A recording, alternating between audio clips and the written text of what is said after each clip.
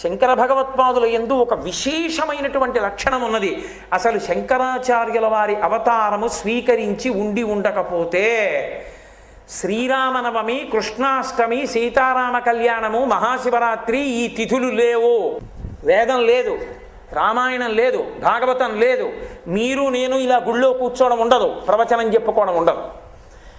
శంకర భగవత్పాదుల అవతార స్వీకారము చేసే వేళటికి లోకంలో ఉన్నటువంటి స్థితి అటువంటిది. అటువంటి స్థితిలో ఏ రాజు ప్రాపకం లేకుండా తనకు తానై ఒక్క వ్యక్తి సత్యదండాన్ని చేతపట్టి భరతఖండ 4 చెరగుల సన్యాసాశ్రమ ధర్మ ప్రకారం పాదచారి అయి పర్యటించి అవైదికమైనటువంటి వాదనలన్నిటినీ ఖండించి మళ్ళీ సనాతన ధర్మ వైభవాన్ని పునరుద్ధరించి సనాతన ధర్మాంతర్గతమైనటువంటి అద్వైత సిద్ధాంతాన్ని ఆవిష్కరించిన మహాపురుషులు శంకర భగవత్పాదులు.